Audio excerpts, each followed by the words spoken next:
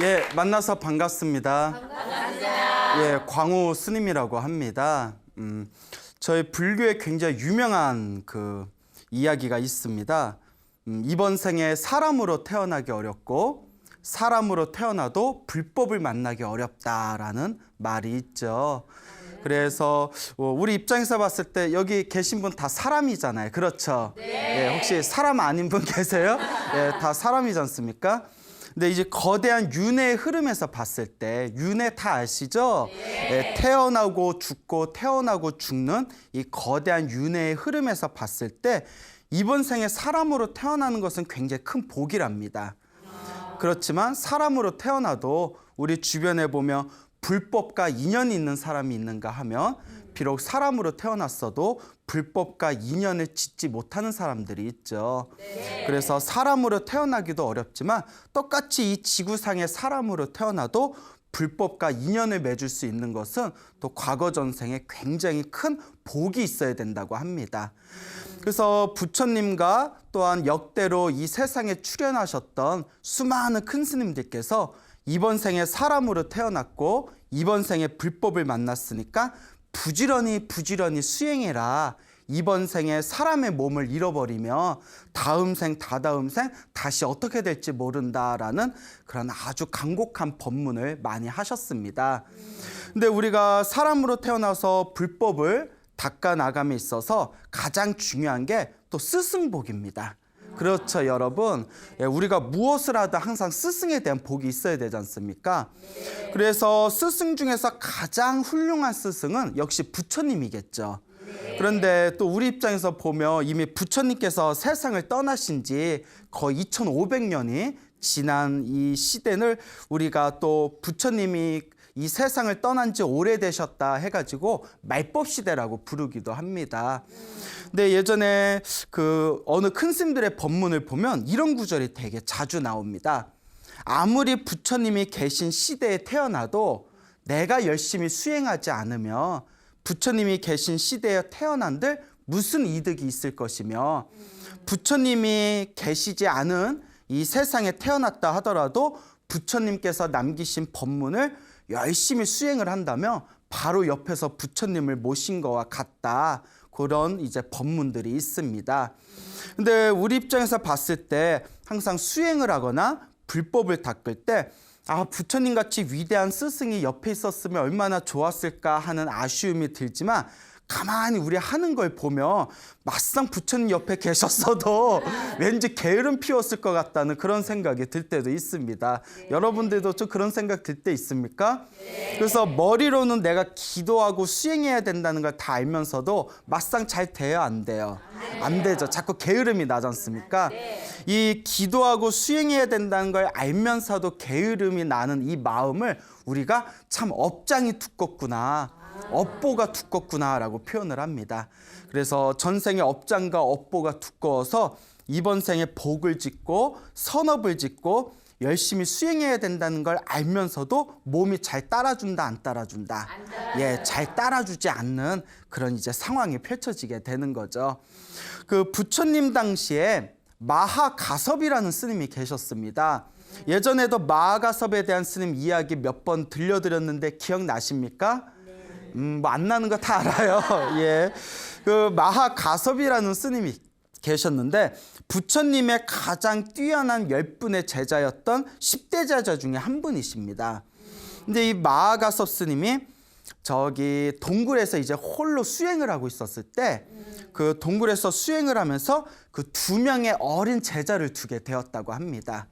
근데 이 2명의 어린 제자가 하나는 아주 착하고 성실한 제자였고 하나는 굉장히 조금 못된 구석이 있고 굉장히 게으른 제자가 있었다고 합니다.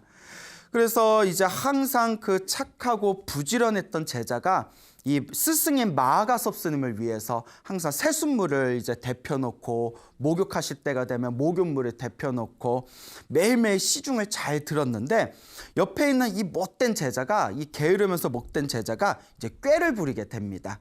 예를 들어서 이제 착한 제자가 우리 스승이신 마하가섭 스님이 씻으셔야 되니까 물을 좀 데펴놔야 되겠다 해서 물을 따뜻하게 데펴놓고 이제 그 세숫대에다가 물을 싹 이제 떠놓고 스승님을 기다리고 있을 때 게으른 제자가 먼저 방에 가가지고 스승님 제가 세수하실 물 다 준비했습니다. 오셔서 씻으십시오 이러는 거예요.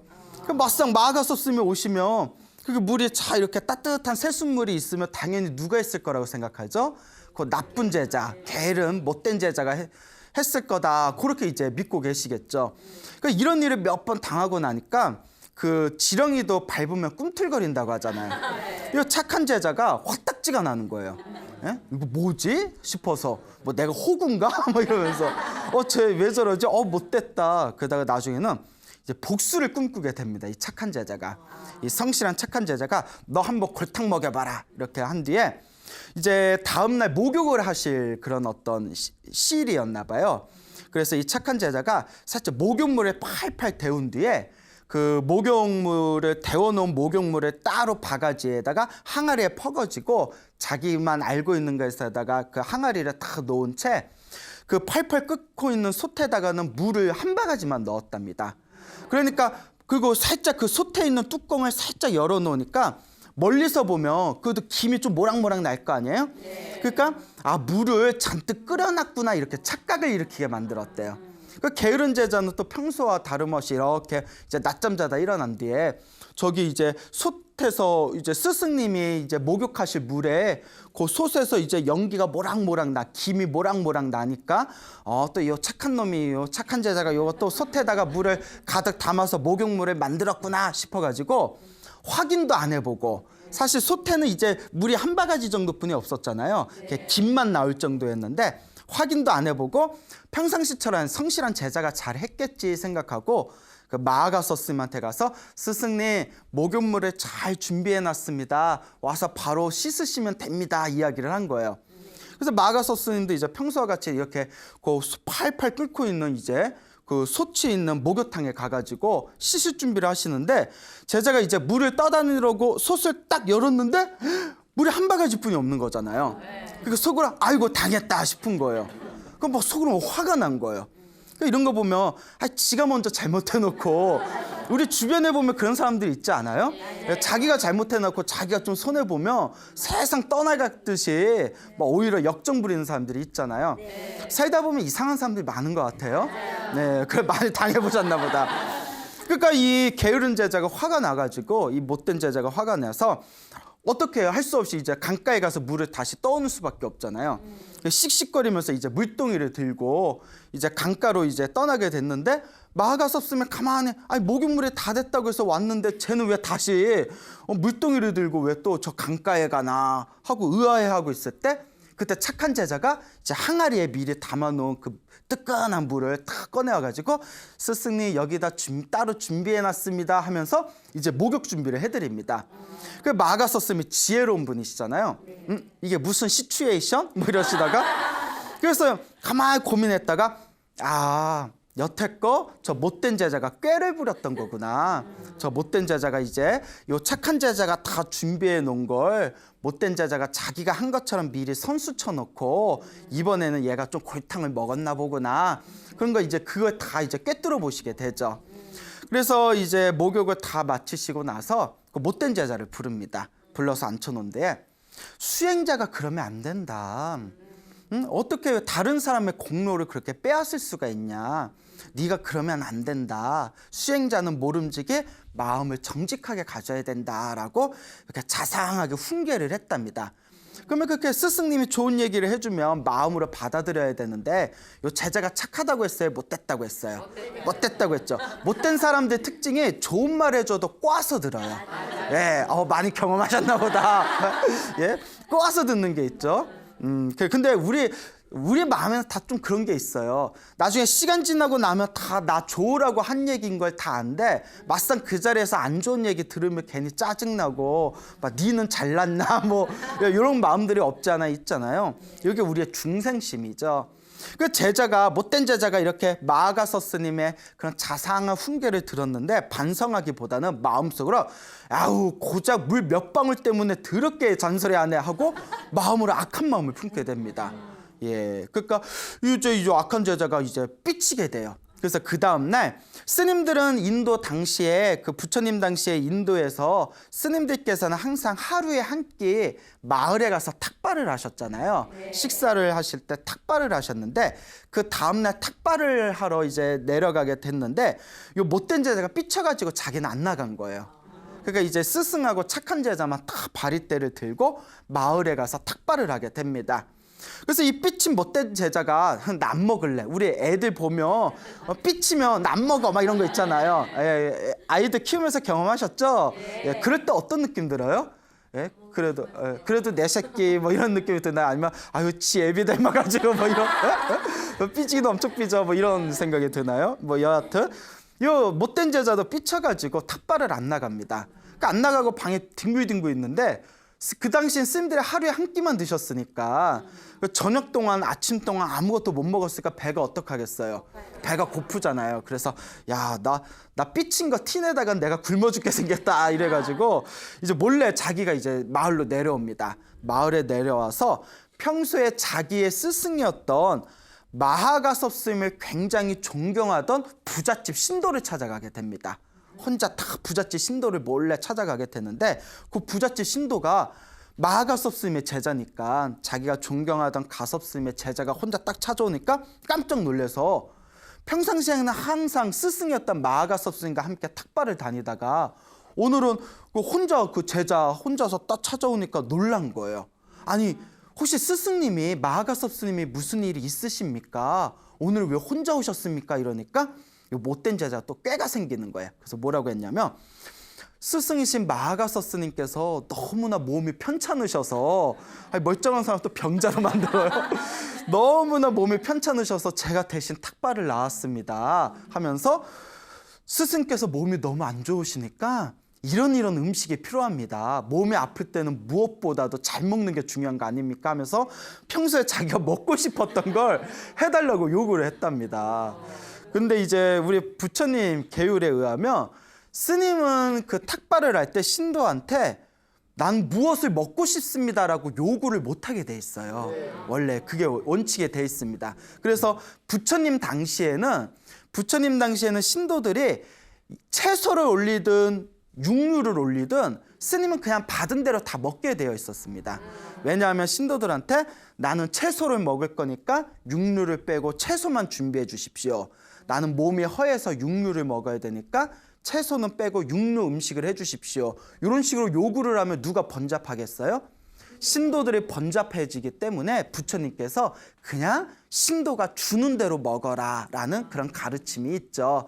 그리고 이 제자가 자기가 먹고 싶은 게 여태가 많았을 거 아니에요.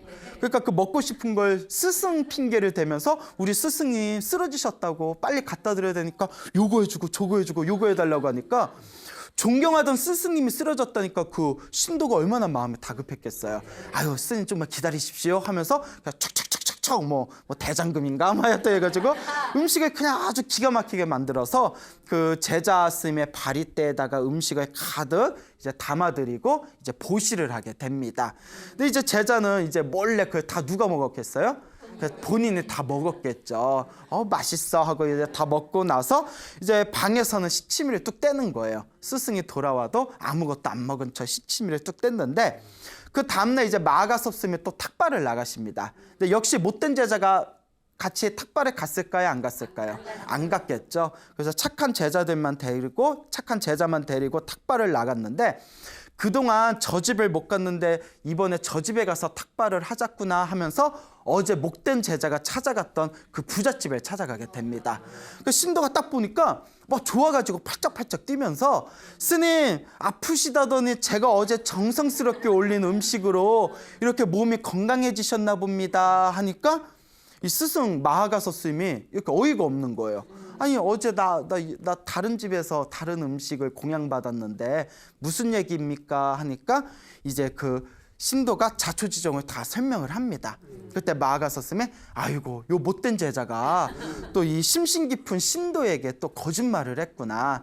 그래서 마하가섭 스님이 뭐 가타부타 얘기는 안 하고 또 그거에 대해서 너무 자세하게 얘기하면 당신의 제자였던 스님이 신도를 속여가지고 음식을 받은 이런 얘기를 들으면 신도가 신심이 떨어질 수도 있잖아요. 그러니까 그냥 가타부타 말은 안 하고 그냥 음식을 준비해 주셔서 너무나 고맙습니다. 큰 복을 받으십시오. 딱 축원을 해줬대요. 자, 어쨌거나 마아가서 스님이 딱 동굴로 돌아오신 뒤에 다시 못된 제자를 부릅니다. 못된 제자를 부른 뒤에 네가 이런 일이 있었냐?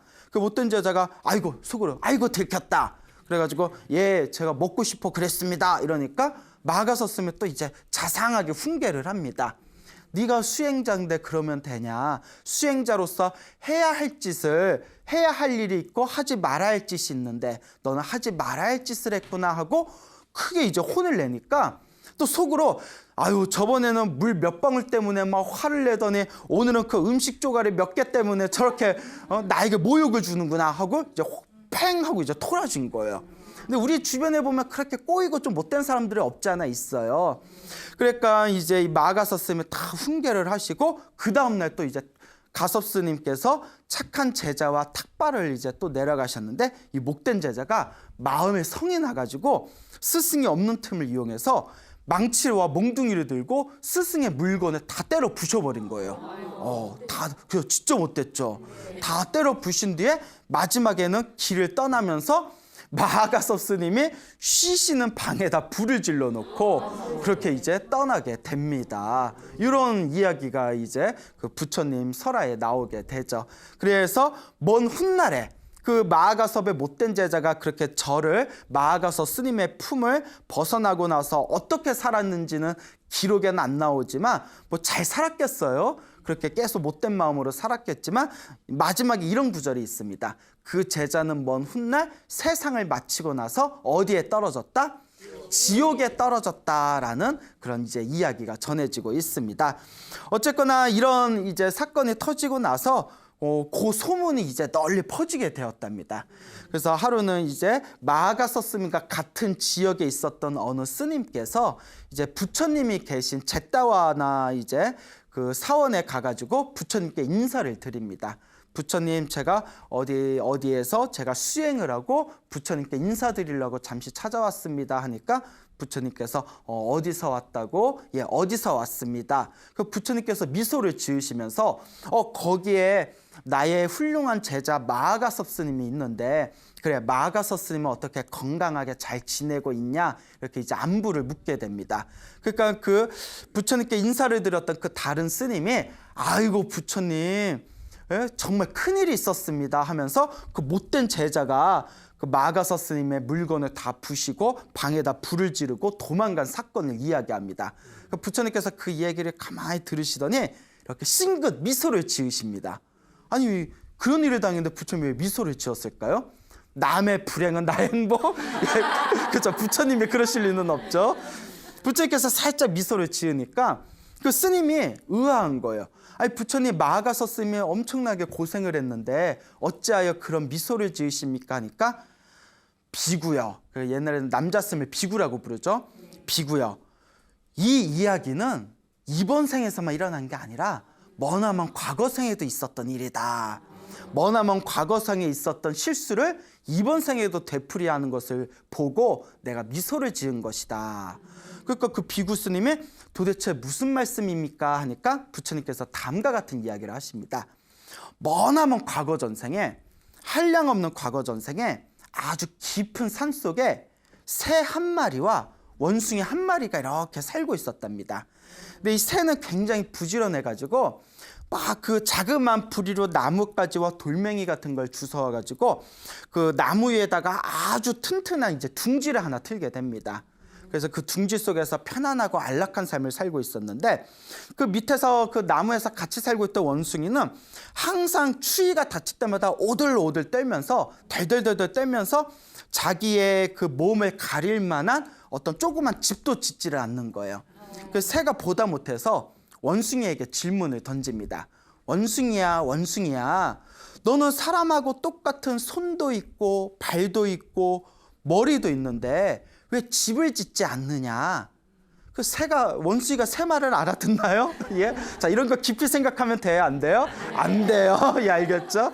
자 왜냐하면 이 이야기를 해줄 때 어떤 아이가 그러더라고요. 한참 듣다가 스님 원숭이가 어떻게 새 말을 알아들어요 이러는데 예, 그래서 한 대 이렇게 꿀밤을 먹여주고 싶었어요. 예? 왜냐하면 내가 너무 당황해가지고 그 순수함에 너무 당황해서 그래서 제가 그냥 들어 네, 이랬던 적이 있었는데 자 어쨌거나 그러니까 원숭이가 그 이야기를 딱 듣고 새한테 이렇게 얘기합니다. 나는 사람하고 똑같은 손도 있고 발도 있고 머리도 있지만 사람하고 똑같은 지혜는 없구나. 사람하고 똑같은 지혜와 능력은 없기 때문에 집을 짓지 못하는 것이다 하고 대답을 하니까 새가 다시 얘기합니다. 그딴 핑계 대지 말고 예, 새가 저쪽 이제 세게 얘기하면 그런 핑계 대지 말고 그딴 핑계 대지 말고 부지런히 돌하고 나무를 주워와서 오두막집이라도 하나 지어라 이렇게 이제 얘기를 했대요. 나름대로 딱 조언을 했는데 그러니까 이 원숭이가 순간 마음이 토라져 버린 거예요. 꼬인 거예요. 졌다. 저 조그만 새가 감히 나를 우롱해? 그래가지고 원숭이가 화딱지가 나서 나무 위에 올라가서 새 둥지를 다 부셔버렸답니다. 예, 다 부셔버렸대요. 하여튼 이 원숭이 하여튼 자 부처님께서 이런 말씀을 하시면서 다음과 같은 이야기를 전해줍니다. 그 머나먼 과거 전생에 그 원숭이를 훈계해줬던 새는 이번 생에 누구다? 마하가섭 스님이시고 그때 새의 훈계를 받고 마음이 꼬여가지고 새 둥지를 부셨던 원숭이는 이번 생에 누구다? 그 못된 제자이니라 라는 그런 이야기가 전해지고 있습니다. 자, 이 이야기에는 굉장히 중요한 교훈이 내포되어 있어요. 전생에 똑같이 머나먼 과거 전생에 새였고 원숭이였고 똑같은 축생이었던 두 존재가 새는 수없는 윤회의 삶을 지나고 난 뒤에 이번 생에 깨달음을 얻은 거룩한 성자인 마하가서 스님이 되셨고 그 원숭이도 똑같은 새와 똑같은 윤회의 삶을 살았지만 이번 생에 어리석은 사람, 마음을 못되게 가진 어리석은 사람으로 태어났고 그나마 머나먼 과거 전생에 성근이 있어서 마하가섭 같은 좋은 스승을 만났음에도 불구하고 자기의 나쁜 마음의 습성을 버리지 못해서 결국에는 지옥에까지 떨어지는 무서운 업보를 짓게 됩니다. 근데 이 새와 원숭이의 이야기는 남의 이야기가 아니라 누구의 이야기일까요? 그렇죠, 맞죠. 우리의 이야기입니다.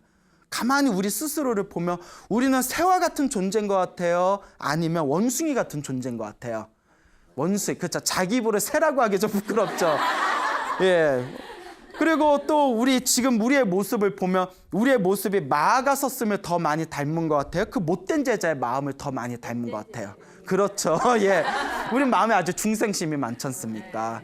그렇기 때문에 이 마음을 잘 다스리는 거.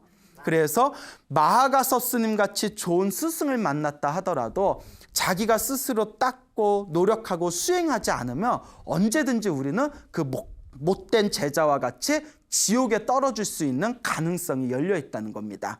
그래서 좋은 스승을 만나고 이번 생에 사람으로 태어나서 불법을 만나서 좋은 스승을 만났을 때 부지런히 자신을 닦고 수행할 줄 알아야 된다라는 것이 바로 이 이야기의 중요한 교훈이 되겠습니다. 또 이와 비슷한 이야기가 있습니다. 옛날에 형제가 있었다고 합니다. 형하고 아우가 있었는데 이 형하고 아우가 그래도 전생에 무슨 성근이 있고 복이 있었는지 둘이 같이 출가를 하게 됩니다.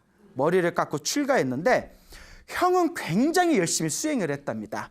아주 열심히 수행을 했는데 아우는 사람들에게 잘 보여지기를 원하고 사람들한테 관심 받기를 원하는 명성 쌓고 명예욕을 쌓는 데에만 집중을 했다고 합니다. 그러니까 이 형 스님이 아우에게 야, 이번 생에 머리를 깎고 출가했는데 그렇게 살면 안 된다.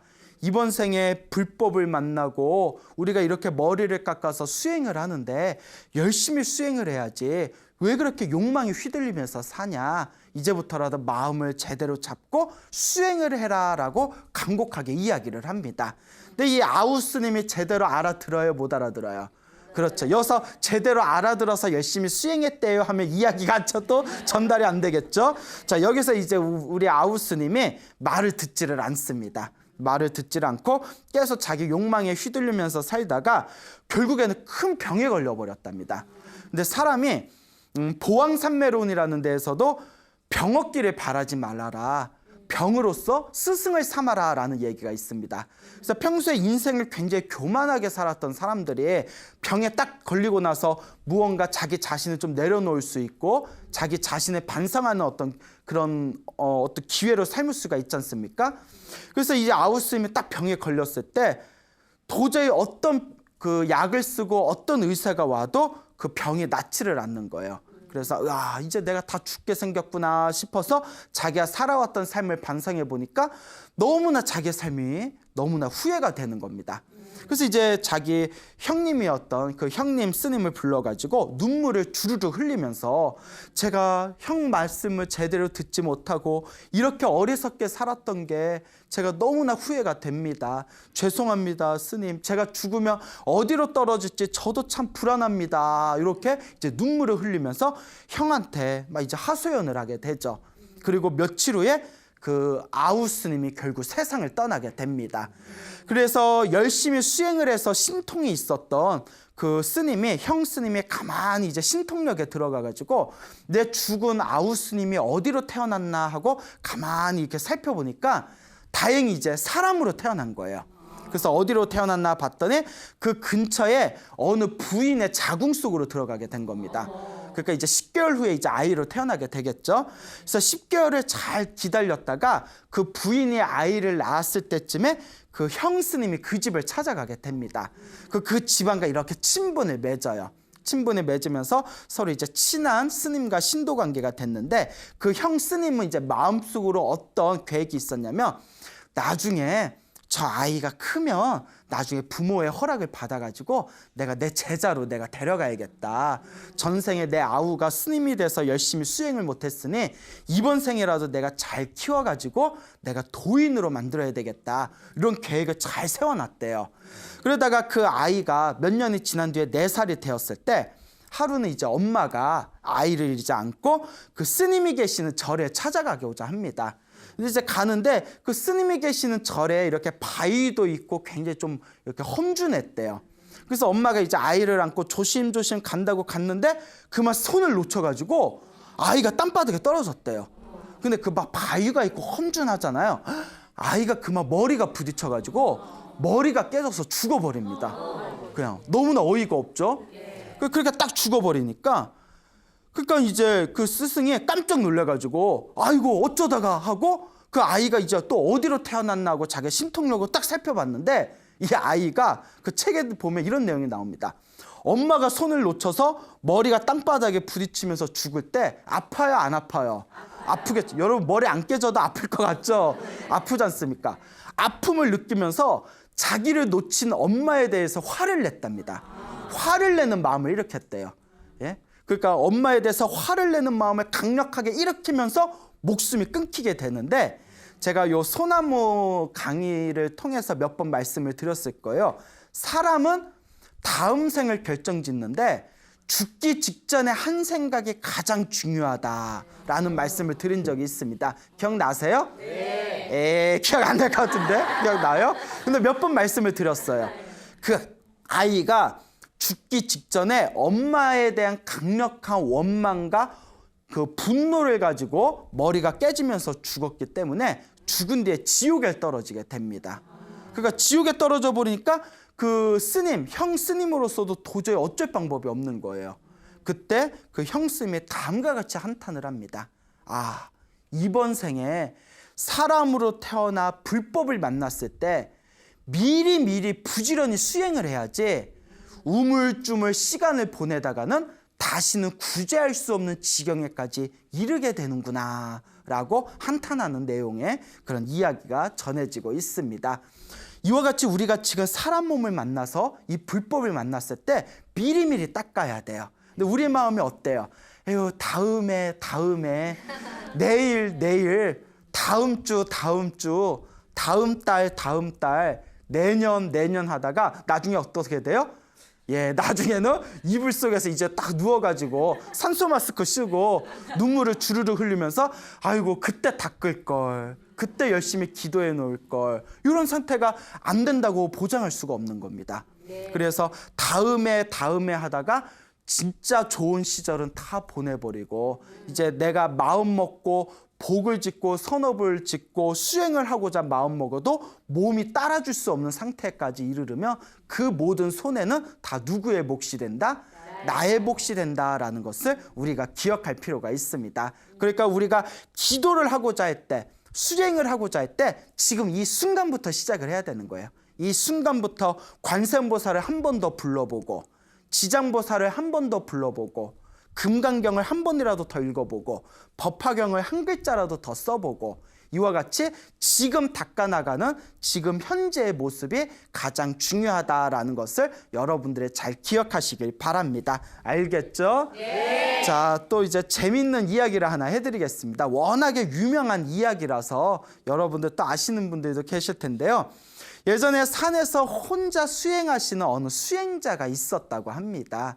그 수행자가 마을을 내려가게 됐는데 하루는 그 마을에 이렇게 지나가다가 책이 한 권 있는 걸 발견하게 됩니다. 그래서 그 책을 이렇게 보니까 너무나 좋은 내용이 많은 거예요. 그래서 이제 그 책을 들고 이제 자기가 수행하는 처소에 산을 이렇게 올라오게 됐는데 항상 이제 수행을 하고 책을 읽고 마음을 닦는 그런 삶을 살다가 어느 날 이렇게 다시 책을 보려고 딱 펼쳐보니까 책이 다 쥐가 갉아먹어 놓은 거예요. 그 책을 쥐가 다 갉아먹은 걸 딱 보고 너무나 안타까운 생각이 듭니다. 어떡하지? 쥐덫을 놓을까 하다가 그래도 내가 마음을 닦는 수행자인데 살생을 하면 안 되지. 이런 생각이 들어서 이제 고민하다가 쥐가 제일 무서워하는 게 뭐예요? 그렇죠. 고양이죠. 그래서 이제 마을에 가서 고양이를 한 마리 사옵니다. 그래서 고양이를 한 마리 딱 사왔더니 이제 쥐가 나타나요, 안 나타나요? 안 나타나는 거예요. 그래서 잘 됐다 싶었는데 또 문제가 생깁니다. 고양이 밥을 줘야 되는데 뭐 쥐도 없고 고양이 밥을 줘야 되는데 뭐 줄 게 없는 거예요. 그렇다고 뭐 고기를 잡아다가 줄 수도 없고 어떡하지? 고양이가 뭘 좋아하지 하니까 고양이가 뭘 좋아할까요? 좋아하는 것 중에 하나가 뭐 어떤 거요? 생선. 그래, 그렇구나. 큰일 나. 제가 원하는 대답은 우유였어요. 우유. 그냥 넘어갑시다. 이제 고양이가 우유를 좋아하겠다 싶어가지고 어떻게 우유를 준비할까 고민하다가 또 마을에 내려가서 뭘 사왔을까요? 염소를 사오게 됩니다. 이제 염소를 사와서 이제 우유를 짜서 주고 자기도 마시는데 고양이 키우랴, 그 염소 키우랴 하다 보니까 자기가 수행할 시간이 없는 거예요. 그래서 또 고민합니다. 아니, 고양이도 키우고 고양이도 봐줘야 되고 젖도 짜야 되고 또 염소 가끔 산에 데려가서 풀도 먹여야 되잖아요. 그러니까 너무나 이제 짜증이 나서 어떻게 해야 되나 하다가 그래, 그러면 염소를 키우고 요 고양이도 돌봐줄 여자를 데려오자.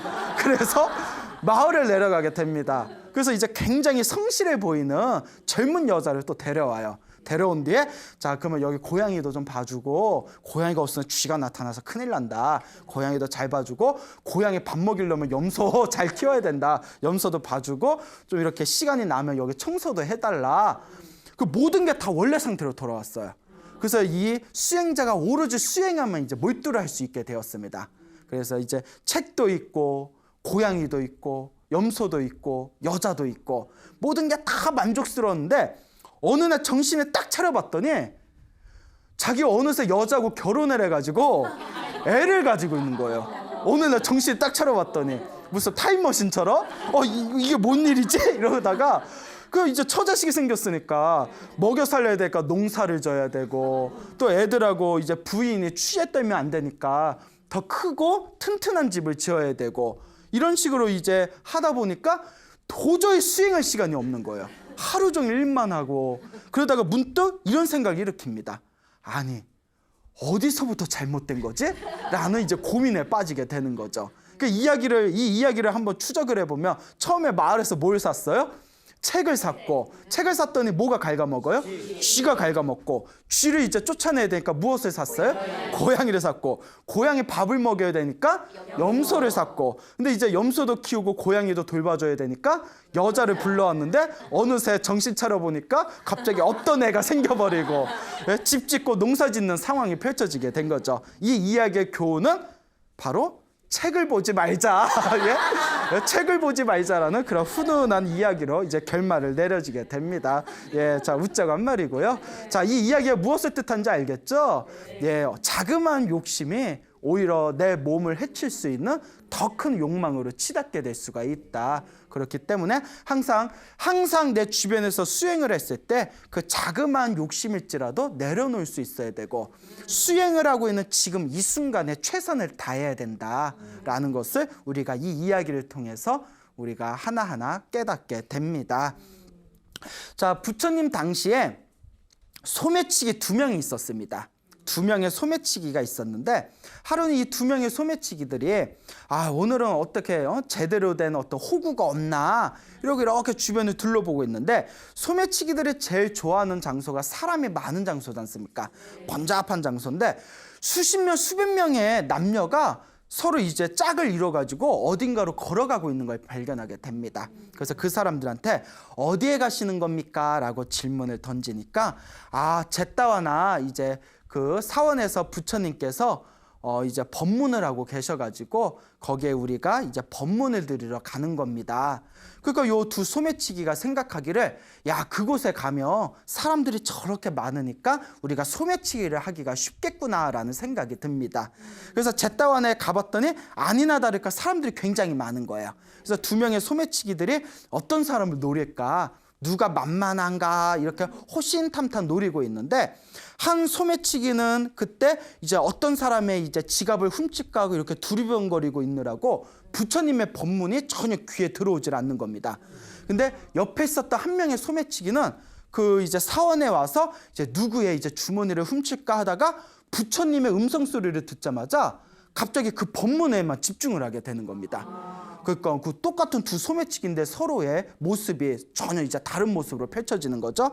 그래서 소매치기 하나는 이제 누군가의 지갑을 노리느라 부처님의 법문을 듣지 못하고, 또 소매치기 하나는 부처님의 법문을 듣느라고 누군가의 지갑이 전혀 눈에 들어오질 않는 거예요. 그렇게 해서 시간이 지난 뒤에 사람의 지갑을 노리던 소매치기는 동전 5입을 훔쳤답니다. 동전 5입을 훔치게 되고, 부처님의 법문을 듣는 거에만 집중하던 그 소매치기는 부처님의 법문이 딱 끝나자마자 그 자리에서 깨달음을 얻게 됩니다. 소매치기가 깨달음을 얻어요. 그래서 소매치기가 그 자리에서 깨달음을 얻은 뒤에 깨달음을 얻게 되면 사람의 양심이 회복이 된다고 합니다. 그러니까 더 이상 남의 물건에 손을 댄다 안 된다? 예, 안 되는 거고 될 수가 없답니다. 완벽한 양심이 되살아났기 때문에 나쁜 짓을 할래야 할 수가 없대요. 그래서 깨달음을 얻은 소매치기와 동전 5입을 훔친 소매치기가 이제 집으로 돌아오게 됩니다. 근데 깨달음을 얻은 소매치기의 부인이 여보 오늘 뭐 좀 얻어왔어? 오늘 일당이 괜찮았어? 하고 봤더니 빈손으로 온 거예요. 그러니까 이놈의 화상 하면서 막 화를 냈겠죠. 그러면서 그 동전 5입을 훔친 다른 소매치기와 함께 자기 남편을 조롱합니다. 아이고 뭐 한다고 그렇게 빈손으로 왔냐? 이 사람은 동전 5입이나 훔쳤는데 뭐하러 지금 이렇게 빈손으로 온 것이냐 했더니, 그 소매치기가 부처님의 법문을 듣다가 세상에서 가장 위대한 보물을 얻었어. 그것은 바로 깨달음이요. 그 부인은 얼마나 속 터져 죽겠어요. 그러면서 참 잘났어, 너 잘났다 이러고 있으니까 그 깨달음을 얻은 그 소매치기가 저 사람들은 무엇이 지혜고 무엇이 어리석음인 줄 모르는구나. 무엇이 진짜 지혜고 무엇이 진짜 어리석음인 줄 모르기 때문에 부처님께 얻은 나의 깨달음의 경지를 전혀 몰라보는구나. 그래서 이제 그 소매치기와 자기의 아내를 데리고 부처님이 계신 곳에 찾아갑니다. 부처님을 계신 곳에 찾아가서 부처님께 이렇게 이제 합장 인사를 올리니까 부처님께서 이제 모든 걸 다 꿰뚫어 보시잖아요. 그러면서 부처님께서 다음과 같이 유명한 개송을 남기십니다.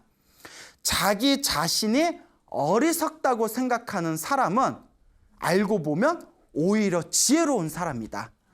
자기 자신이 지혜롭다고 생각하는 사람은 알고 보면 오히려 어리석은 자이다 라는 그런 법문을 하십니다. 이 이야기를 통해서 우리는 과연 그 소매치기와 같은 우리가 어떤 상황에 처하게 되었을 때 과연 우리의 마음은 어디를 향하고 있는지를 한번 고민해 볼 필요가 있습니다. 여러분들, 우리가 살아가는 이 거대한 중생의 삶의 모습은 욕망으로 이루어져 있습니다. 무엇으로 이루어져 있다? 욕망. 사실 우리의 모든 마음의 상태가 욕망이잖아요. 예, 좋은 옷 입고 싶고, 좋은 집에서 살고 싶고, 좋은 음식 먹고 싶고, 좋은 사람하고 살고 싶고, 모든 게 다 욕망이지 않습니까? 그래서 이 욕망의 에너지는 물론 소매치기하고 비교할 바는 아니지만 사실 소매치기의 욕망과 다를 바가 없다는 겁니다. 소매치기는 남의 것을 훔친다는 것 뿐이고, 그 무언가 바라는 강렬한 욕망의 상태는 소매치기의 욕망이나 우리 평범한 중생들의 욕망이나 크게 다를 바가 없다는 거죠. 그리고 이런 소매치기와 같은 욕망을 가지고 있는 우리의 모습은 과연 다른 사람의 지갑을 노리는 그런 욕망에 휩싸인 모습인가? 아니면 본래 욕망을 가지고 있었지만 부처님의 가르침을 듣는 순간 부처님의 법에 귀를 기울이는 그러한 어떤 모습인가에 대해서 냉정하게 스스로를 따져볼 줄 알아야 됩니다. 여러분들은 이 두 소매치기 중에서 부처님의 법을 따르는 사람 쪽에 가까운 것 같아요? 아니면 남의 지갑을 노리던 소매치기의 모습에 더 가까운 것 같습니까? 말하기 애매하죠. 예? 말하기 애매합니다. 예? 예? 그 부처님의 법을 따르는 것 같아요 하면 솔직히 양심에 걸리죠. 예? 그렇다고 또 소매치기 같은 마음이라고 하기에는 뭐 그렇게까지 우리 마음이 남의 걸 훔칠 정도로 못되지는 않죠. 근데 우리는 항상 그 갈림길에 있다는 거, 그것을 항상 명심하셔야 됩니다. 그래서 우리 부처님께서 항상 하시던 말씀, 이번 생에 사람으로 태어났고 또 무엇을 만났으니? 불법을 만났으니 이번 생에 미리미리 수행해야지. 아까 그 형님 스님이 얘기한 것처럼 우물쭈물 시간을 보내다가는 다시는 구제할 수 없는 상태에 이르게 된다라는 그 교훈을 우리 불자라면 가슴속에 항상 각인하고 항상 수행하는 마음의 자세를 지녀야 되겠습니다. 알겠죠? 네. 자, 여러분들 만나 뵙게 되어서 진심으로 반갑습니다. 우리가 인생을 살아가면서 힘들고 괴롭고 답답한 일들이 많습니다. 좋은 일이 생길 때도 있고 나쁜 일이 생길 때도 있고, 인생이라는 것은 한 치 앞도 알 수 없는 정말 외주를 타고 가는 듯한 그런 어떤 험난한 길이 바로 인생이란 길이 아닐까 싶습니다. 그 인생을 살아가면서 우리 부처님께서 우리 중생들에게 해주신 말씀이 있습니다. 그대들이여 쾌락에 탐닉하지 말아라. 그대들이여 욕망에 마음을 뺏기지 말아라. 이 윤회의 세상, 이 인생이라는 것은 끊임없는 불만족의 연속, 괴로움의 세상이다. 그래서 아주 유명한 말씀을 하시죠. 태어나서 괴롭고 태어나서 괴롭다. 애기들이 태어나는 순간 막 응애 자지러지게 웃잖아요. 막 울지 않습니까? 응애 하면서 막 몸부림치면서 막 울지 않습니까? 이미 태어남 자체가 고통이에요. 태어남이 괴로움이요, 늙어감이 괴로움이요, 병드는 것이 괴로움이고 또한 죽음이 괴로움이다. 생로병사가 괴로움이다. 그리고 또 그 속에서 태어나고 늙고 병들고 죽는 그 속에서 펼쳐진 좋아하는 사람 만나지 못해서 괴롭고, 싫어하는 사람 자꾸 봐야 해서 괴롭고, 구하고자 해도 얻을 수가 없어서 괴롭고, 내 몸과 마음을 구성하고 있는 이 온 색수상행식, 육체와 정신을 구성하고 있는 이 모든 작용이 다 괴로움이다 라는 말씀을 하셨습니다. 그 괴로움 중에서도 가장 우리를 힘들게 하는 게 바로 질병에 대한 괴로움이 아닐까 합니다. 그래서 여러분 기억나시는지 모르겠는데 우리 소나무 몇 회차 전에 그 대만의 어느 스님께서 몸에 몇 개의 암 종양이 있었는데 그렇게 연불과 수행을 통해서 저절로 암 종양이 사라졌다라는 말씀 드렸었는데 기억나십니까? 그래서 그분께서 불자들에게 당신이 체험했던 그 당신이 생각하는 질병이라는 것에 대한 그런 어떤 본질에 대해서 해주신 법문이 있더라고요. 그래서 그 법문을 오늘 여러분들하고 함께 이렇게 읽어보면서 과연 이 병이란 거의 본질은 무엇이고 우리가 병에 걸렸을 때 어떻게 지혜롭게 처신해야 되는가라는 부분을 한번 살펴보는 시간 가져보도록 하겠습니다. 얼마 전에 소나무에서 소개한 9개의 종양이 연불로 치유된 대만의 이인환 스님의 법문을 소개해 드릴까 합니다. 지금 소개해 드리는 법문의 내용은 각산 정원규라는 아주 불심이 깊으신 거사님께서 직접 번역해 주신 내용입니다. 요 각상 정원규 거사님이 유명하신 분인데 그 불교계 베스트셀러였던 그 오대산 노스님 이야기랑 능원심주 이야기 그렇게 번역하셨던 아주 불심이 깊으신 거사님이신데 요 거사님이 너무나 좋은 자료를 이렇게 번역해서 올려주셔가지고 제가 오늘 소개해 드릴까 합니다.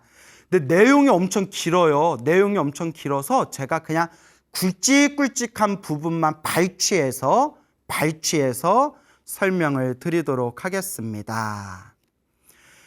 인환 스님은 어렸을 때 병이 많았으며 더욱 이전에 암에 걸린 지 10년 동안 간에 7개의 종양, 폐에 2개의 종양이 있었지만 이 스님은 주사도 맞지 않고 약도 먹지 않고 어떠한 의료수단을 빌리지 않은 상황에서 신체는 놀랍게도 자동으로 건강을 회복하였습니다. 인환 스님이 직접 법문하신 내용을 간추려서 소개합니다. 번역해 주신 분은 각상 정원규 거사님이 되겠습니다. 우선 우리는 병이 생기는 원인이 무엇인지를 이해해야 합니다. 불교에서 말하기를 신체가 병의 고통을 받게 되는 까닭은 완전히 생각과 행위가 초래한 것입니다. 우리가 이런 병의 고통을 받는 게 우리의 생각 그리고 우리의 행동이 이러한 병을 일으키게 된 원인이 된 것이다 라는 뜻이겠죠. 그러면 우리는 어떻게 바로 잡아나가야 할까요?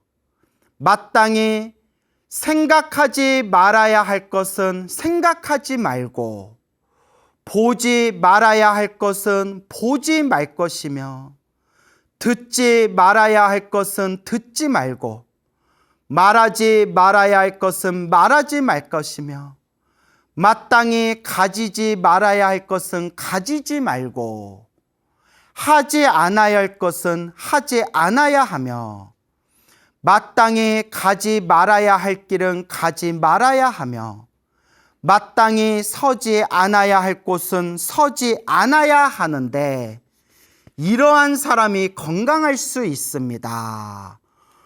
어떻게 보면 하나도 어려운 일이 아니면서도 세상에서 가장 어려운 일이죠. 한마디로 내 몸과 마음을 철저하게 올바르게 잘 관리해야 된다.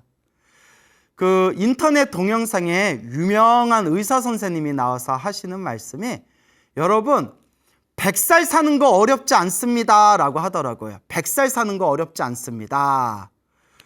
열심히 운동하고 밥 잘 먹고 잠 푹 자고 스트레스 안 받으면 됩니다 이러더라고요. 그러면 100살을 산대요. 너무나 쉬운데 아니 4가지만 지키면 되네. 밥 잘 먹고 운동 잘하고 잠 푹 자고 스트레스 안 받으면 누구나 100살을 살 수 있는데 그러기가 참 어렵죠. 그와 같습니다. 해야 할 것, 하지 말아야 할 것을 정확하게 알고 해야 할 것은 하고 하지 말아야 할 것은 하지 말아라, 이 말씀인데 쉬우면서도 가장 어려운 말씀이죠. 우리는 사람이 자주 앓기 쉬운 세 종류의 병을 이해해야 합니다. 1년의 병이 있는데 이런 종류를 시공병이라고 합니다. 1년의 병, 1년 동안 우리가 이렇게 흐름에 따라 몸살도 걸리고 감기도 걸리고 이런 병들이 있지 않습니까? 이런 것은 시공병이다. 다음은 환경병이라고 그럽니다. 환경병은 우리가 가지 말아야 할 곳에 갔기 때문에 얻게 된 병입니다. 환경병. 그러니까 좋지 못한 환경에 노출돼서 걸리는 병을 뜻하겠죠. 시공병과 환경병 외에는 또한 인연으로 얻게 되는 병이 있습니다. 인연법으로 내가 과거 전생에 지었던 그렇게 어떠한 인연에 의해서 이제 만나게 된 병을 뜻하겠죠. 이러한 세 종류의 병의 원인을 알게 된 후 우리는 마땅히 어떻게 해야 자기 생명의 평화를 보장할 수 있을까요? 그러면 불교를 배워서 궁극에 무엇을 깨달아야 합니까? 즉, 영혼과 신체의 중요성을 이해하기 위함입니다.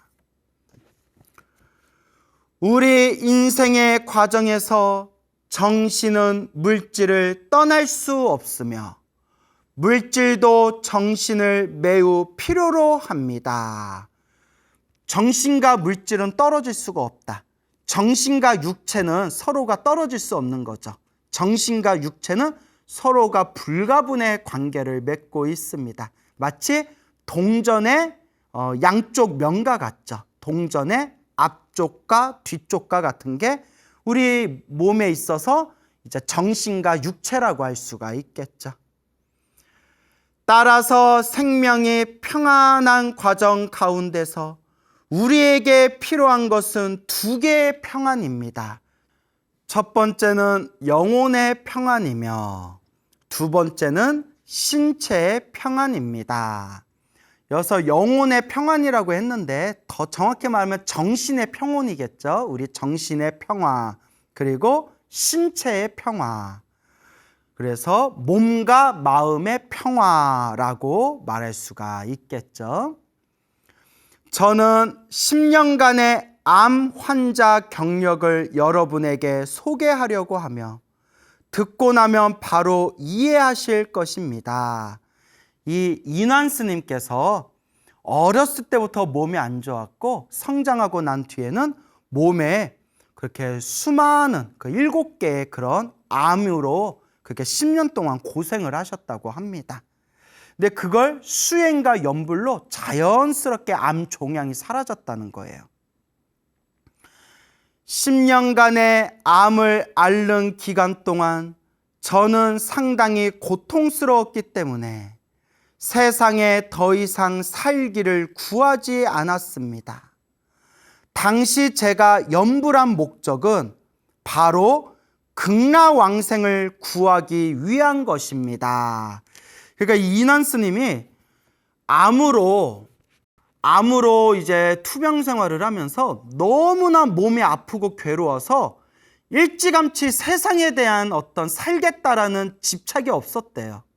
그리고 간절하게 염불을 했던 것은 암을 치료하기 위해서, 세상에서 더 살기 위해서 제발 제 병을 고쳐주세요 라는 마음으로 염불한 게 아니라 오로지 이 세상이 싫다, 이 병으로 가득한 이 몸뚱아리가 싫다, 오직 아미타 부처님 극락세계 극락왕생 하기를 발언하면서 오직 극락왕생 정토연불 나무 아미타불을 연불하셨다는 겁니다. 그러니까 중요한 게 병을 낫기 위해서 연불한 게 아니다. 이번 생에 더 살겠다라는 그런 집착 없이 빨리 극락세계에 태어나고 싶어서 연불하였다라는 내용입니다.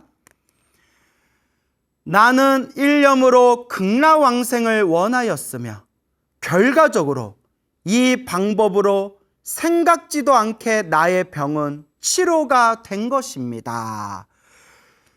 병을 낫게 해주세요, 제 수명이 늘어나게 해주세요 라는 걸 바라지도 않았고 오히려 빨리 극락세계 태어나게 해주세요 라고 염불 했는데 오히려 병이 나았다는 거예요.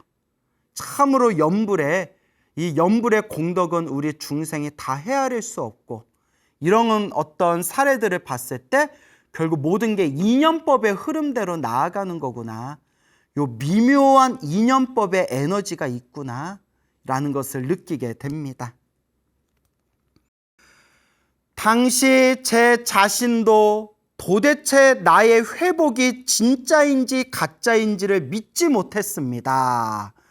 10년 동안 암 7개가 있었는데 갑자기 사라져 버리니까 당신도 믿을 수가 없었다라는 의미겠죠.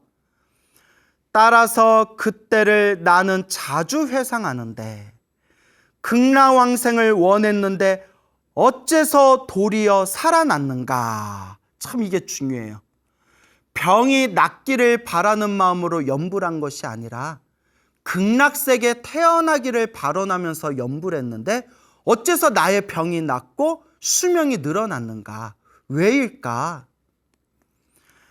나중에 병이 생긴 후 비로소 일심으로 염불하기 시작하였습니다. 일심으로 염불했다.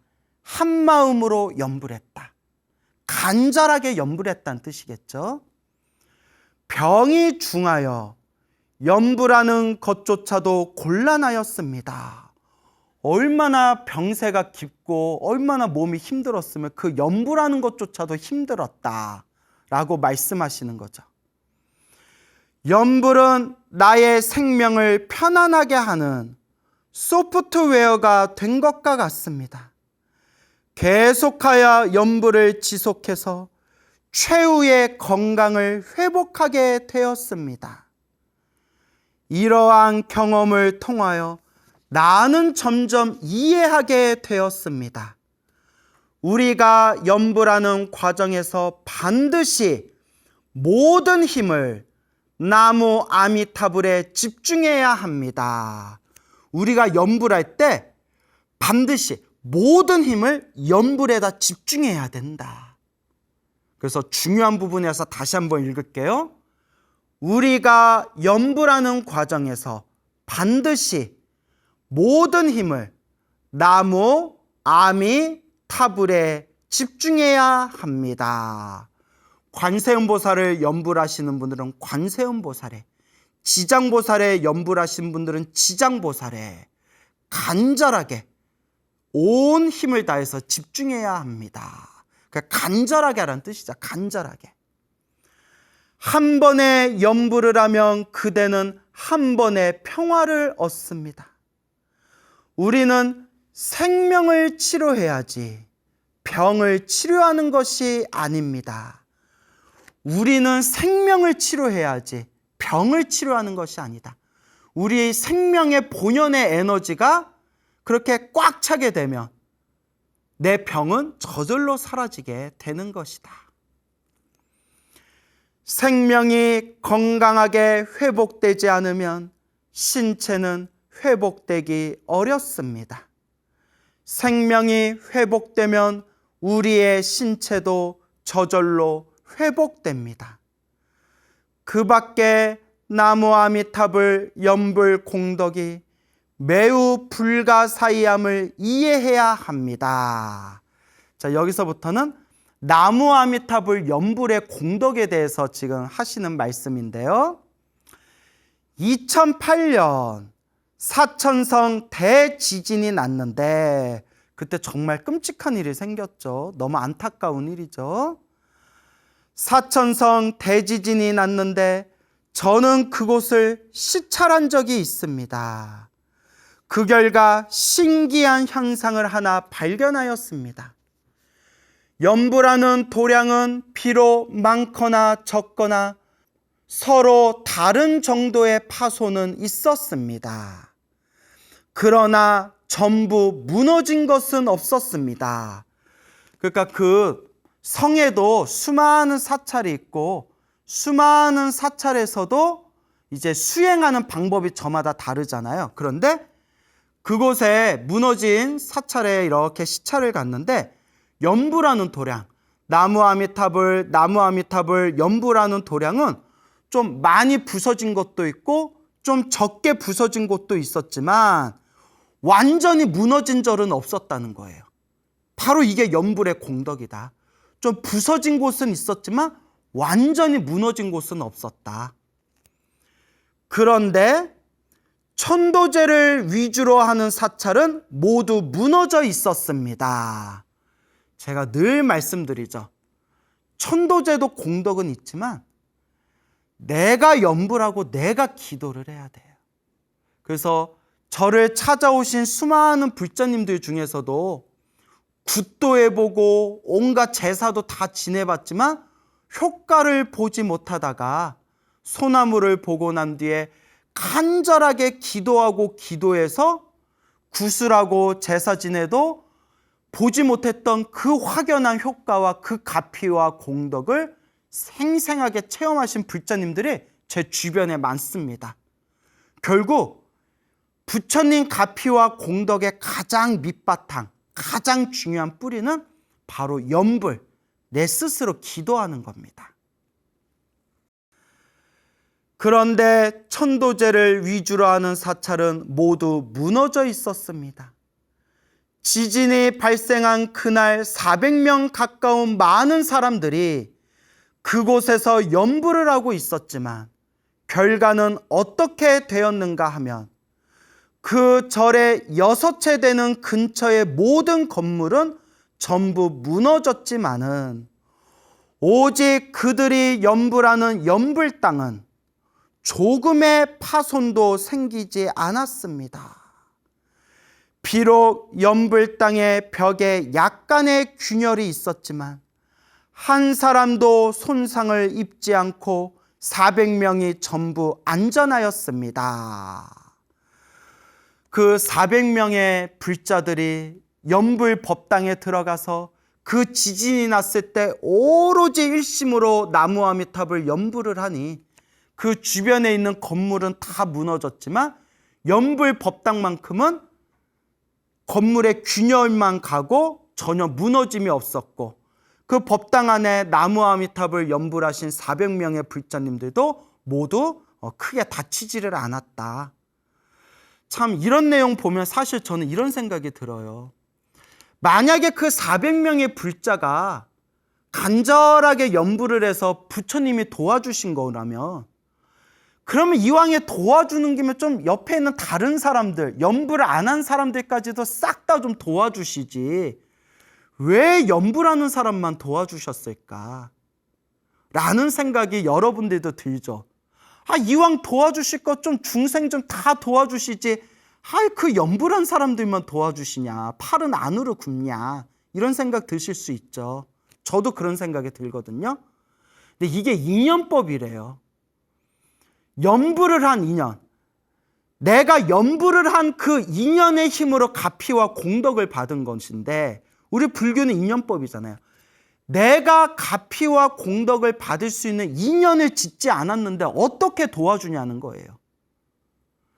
불을 떼야 연기가 나고 비가 내려야 흙이 젖는데 불 떼지도 않고 비도 내리지 않았는데 어떻게 연기가 나고 어떻게 흙이 젖을 수가 있겠냐. 그와 같이 부처님이 아무리 중생들을 제도하고 싶어도 결국은 스스로 인연을 지어야 된다. 부처님의 가피를 받을 수 있는 인연은 결국 스스로가 지어야 된다. 결국 내가 염불하고 내가 한 염불의 그 공덕과 가피로 내가 스스로 그 은혜를 받는 거예요. 결국 내가 닦아야 된다. 여러분, 결국 자기가 닦아야 됩니다. 우리 엄마가 저렇게 기도 열심히 해주는데 뭐 내가 잘 되겠지. 우리 마누라가 저렇게 열심히 절에 다니는데 잘 되겠지. 우리 할머니가 저렇게 우리 가족들을 위해서 기도해 줬는데 잘 되겠지. 밥은 내가 먹었는데 왜 니들이 배부르냐. 이런 유명한 얘기가 있지 않습니까? 얘들아, 내가 밥 먹으면 내가 배부르지 왜 니들이 배가 불러? 이런 유명한 얘기가 불교계에 있거든요. 결국 자기가 닦아야 된다라는 그런 말씀입니다, 여러분. 내가 닦아야 된다. 어쨌거나 그렇게 연불 땅에서 400명의 불자들이 일심으로 나무아미탑을 연불을 하니 그 연불 땅이 무너지지도 않았고 다친 사람도 없었다. 연불공덕에 대한 이야기가 되겠습니다. 이것은 연불 법문의 공덕이 무량한 것임을 더욱 검증하게 된 것입니다. 하늘에는 정해진 시간이 있고 땅에는 정해진 위치가 있으며 사람에게는 정해진 양이 있으며 생명에는 정해진 수가 있습니다. 만약 소위 편안함은 우리 생명의 수명이 다하면 평안하게 과보를 다하게 됩니다. 연불한 이유, 저는 이 대만의 인완 스님은 저는 진정 깨닫게 되었습니다. 모든 법 가운데 나무아미탑을 연불법은 가장 편리하고 간단한 법이고 그 작용도 가장 만능인 법입니다. 왜냐? 인완 스님은 나무아미탑을 연불을 해서 그걸로 효과를 보신 거거든요. 그 큰 스님들이 다들 그러세요, 여러분. 천수경으로 효과 보신 분은 천수경이 최고라고 하고요. 지장경으로 효과 보신 분은 지장경이 최고라고 하고요. 금강경으로 효과 보신 분은 금강경이 최고라고 하고요. 법화경으로 효과 보신 분은 법화경이 최고라고 하고요. 나무아미타불로 효과 보면 나무아미타불이 최고다라고 하죠. 하지만 정토삼부경이라는 부처님 경전에도 이 말법시대 최고의 가르침은 바로 나무아미타불 정토영불이다라고 경전에서도 분명히 나와 있습니다. 모든 법 가운데 나무아미타불 연불법은 가장 편리하고 간단한 법이고 그 작용도 가장 만능인 법입니다. 따라서 우리는 불보살에 대하여 신심을 가져야 하고 나무아미타불 연불에 대하여 신심을 가져야 합니다. 나무아미타불.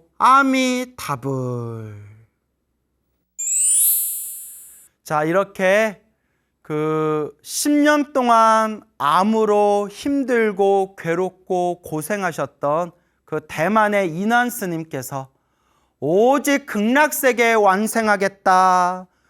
나무아미타불 극락왕생, 오직 나무아미타불 연불을 하시다가 그 연불의 힘에 의해서 자연스럽게 그 암의 종양들이 싹 사라지게 된 그런 인완 스님의 그런 법문을 발췌해서 여러분들께 들려드렸습니다. 근데 여러분, 여기서 제가 꼭 당부드리고 싶은 게 있어요. 이 인완 스님께서는 그냥 처음부터 나는 이 사바세계가 너무나 괴롭고 힘들구나, 이 병으로 가득한 이 몸뚱이가 너무 괴롭구나, 나는 빨리 극락세계 가야 되겠다 해서 오직 나무아미타불 연불하면서 병원 치료를 전혀 받지 않으셨대요. 근데 이거는 너무나 극단적인 케이스고, 또 여러분 이 얘기 듣고 아유, 나도 오늘부터 병원 안 다니고 치료 안 받고 그냥 연불이나 해야 되겠다 라고 생각된다면 좀 진정하시고요. 제가 늘 말씀드리죠, 아프면 무조건 병원 가야 됩니다, 여러분. 우리 불교는 오로지 맹신, 오로지 광신, 그런 어리석은 믿음을 추구하는 종교가 아니에요. 종교는 종교만의 분야가 있고 불교는 불교만의 세계관이 있고, 몸이 아프면 병원에 가야 되고, 약을 지을 때는 약사에게 물어봐야 되고, 법률 상담을 할 때는 변호사를 찾아가야 되고, 요리를 하고 싶으면 요리 학원에 다니듯이 불교는 불교만의 세계가 있는 거고, 몸이 아프시면 제발 병원부터 가셔서 현대의학의 도움을 받으시기 바랍니다.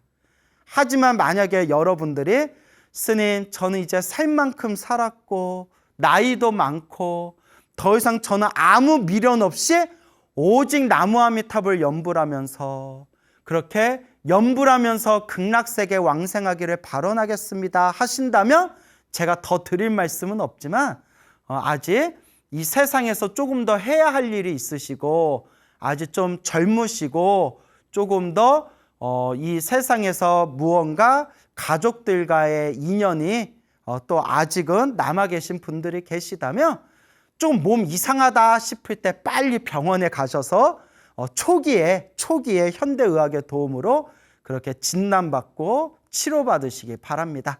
제가 뭘 얘기하고 싶은지 아시겠죠? 예, 그래서 반드시 몸이 아플 때는 병원에 가라. 그리고 부처님께 기도하는 불교의 세계는 또 다른 분야의 세계다라는 걸 명심하시기 바랍니다. 그리고 이와 같이 또 인한 스님께서는 병이 낫게 해주세요 라고 기도하지를 않으셨습니다. 오직 병이 낫든가 말든가 빨리 극락세계에 태어나게 해주세요 라고 기도했을 뿐입니다. 그런데 저절로 병이 나았어요. 이게 인연법입니다. 그래서 옛날 큰 스님께서도 큰 병에 걸렸을 때 이렇게 기도하셨다고 합니다. 무조건 병이 낫게 해주세요 라고 기도한 게 아니라 거룩하신 불보살님, 제가 만약에 이 세상과 인연이 남아있다면 제 병이 빨리 낫게 해주시고, 만약 제가 이 세상과 인연이 다한 거라면 아무런 고통 없이 빨리 편안하게 오직 극락세계 왕생하게 해주십시오 라고 그렇게 기도하셨다고 합니다. 그러니까 여러분들께서도 혹 큰 병에 걸려서 만약에 기도를 하시는 상황이라면 부처님 살려주세요, 살려주세요, 살려주세요. 그 살려주세요가 오히려 마음에 집착이 될 수 있다는 거예요. 옛날부터 기도를 많이 하시거나 염불을 많이 하신 큰 스님들께서 항상 하신 말씀 중에 하나가 마음에 집착이 없고 마음이 순수하고 맑고 깨끗하고 마음이 텅 비워졌을 때 훨씬 더 강한 기도의 힘이 솟구친대요. 그러니까 살려주세요, 살려주세요 라는 기도보다는 제가 세상과 인연이 있다면 제 병이 싹 낫게 해주시고 제가 세상과 인연이 다한 거라면 결국 인연법이잖아요. 인연법. 불교는 인연 따라 일어나고 인연 따라 사라지는 거잖아요. 제가 세상과 인연이 남아있다면 병이 빨리 싹 사라지게 해주시고 제가 만약 세상과 인연이 닿은 거라면 부디 편안하게 세상을 떠나 극락세계 성불학교 왕생하여지이다. 이렇게 기도해라 라고 권유드리고 싶습니다. 물론 안 아픈 게 최고인데 참 안 아프다는 게 참 어려워요. 저도 한번 크게 아팠던 적이 여러 번 있었는데 불과 하루 이틀 전만 하더라도 내가 이렇게 아플 거라는 걸 몰라요. 닥치고 나서야 에구구구구, 경험하고 나서야 에구구구구. 이게 바로 중생의 속성이죠. 안 아픈 게 최고지만 몸이 아플 때 그때가 바로 내가 더욱 간절하게 기도하고 정성스럽게 기도하고 내 생명의 본래, 내 생명의 에너지를 충만하게 잘 닦아나갈 때이다 라는 걸 명심하셔야 됩니다. 그리고 여러분 꼭 드리고 싶은 얘기가 있어요. 몸이 막 아프거나 집안에 안 좋은 일이 생기게 되면 사람들이 지푸라기라도 잡고 싶은 심정으로 그렇게 사이비 같은 데 빠져가지고 이상한 사이비 같은 놈들한테 빠져서 거기에 몸과 마음을 오히려 크게 상처받는 경우가 있는데 여러분 한번 좀 생각해 보세요. 종교인이라는 사람이 내가 너의 병을 낫게 해줄 수 있어. 내가 너의 병을 낫게 해줄 수 있는데 큰 돈을 가져와야 돼. 큰 돈을 가져와야 너의 병을 나을 수가 있어. 벌써 좀 느낌이 이상하지 않나요? 내가 너를 위해서 제사를 지내주면 너의 병을 낫게 할 수 있고 너의 집안의 안 좋은 일을 다 제사를 지내면 해결할 수 있어. 근데 이렇게 큰 제사를 지내려면 정성이 있어야 돼. 그 정성은 마음으로 표현하는 게 아니야. 나는 마음으로 정성을 표현하는 사람이 제일 싫어. 정성은 물질적인 거야. 그러니까 큰 돈을 바쳐야 제사를 지내더라도 효과를 볼 수 있어. 너 얼마 가져올 수 있어. 이런 거 뭐 우리 그 TV에 무슨 시사 고발 프로그램에 이런 사이비 종교 같은 내용들 나오잖아요. 벌써 좀 뭔가 이상하지 않나요? 그런데 나는 안 속을 것 같은데 사람이 너무 답답하다 보면 그 쥐푸라기라도 잡고 싶은 심정에 그런 거에 홀딱홀딱 넘어간다는 거예요. 그래서 부처님 경전을 공부하고 부처님 법문을 공부해야 돼요. 부처님 법문에는 그런 내용이 없어요. 오직 좋은 일도 나쁜 일도 내가 지은 인연법이다. 그러면 어떻게 해야 되느냐? 마음을 닦아라. 큰 돈을 내서 제사를 지내야 모든 일들이 술술 풀린다. 이런 얘기 하신 분 적이 없어요.